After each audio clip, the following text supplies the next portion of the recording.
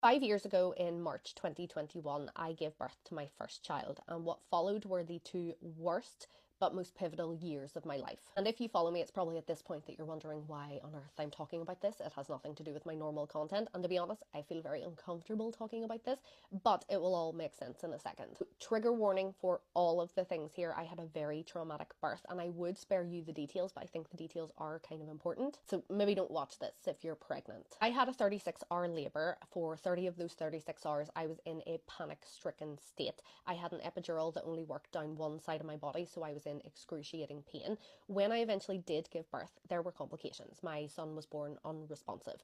He had to be resuscitated.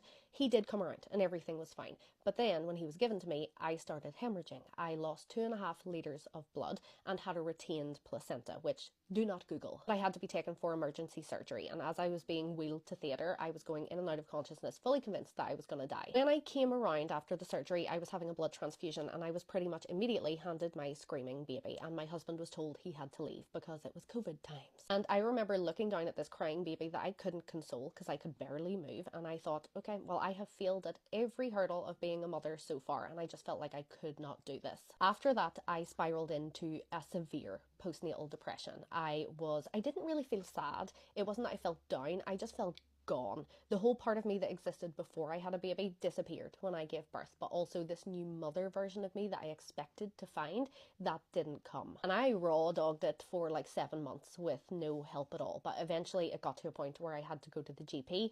I got some medication and I was able to start coping with things. Things weren't good, but I was managing. After a year of maternity leave, I went back to work, to a job that I absolutely loved, and I was very excited to go back. But when I got back to that job, I couldn't do it anymore. I was completely incapable. I was making really silly mistakes, bad decisions. I was just doing bad work, and I was basically told that I should leave that job. So I did leave. I got another job, an easier job, one that I didn't love, but it paid the bills. It did what it had to do. And I decided for some reason to have another baby. Thankfully, with my second child, it was a very different experience. It was a pleasant experience.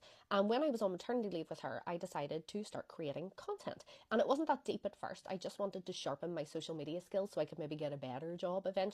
But what happened completely changed my life. From creating content, I got to start thinking again, using my brain, doing something fun, doing something creative. I wasn't getting pieces of myself back. I was basically rebuilding another version of myself. It was something that had nothing to do with being a mum or being a wife or being in an office or surviving. And that is why I love creating content so much. It has nothing really to do with the followers or the views or even the money that I make from doing social media. It's the fact that it has helped me build myself back. And it's why having a reason for creating content is so important, because when you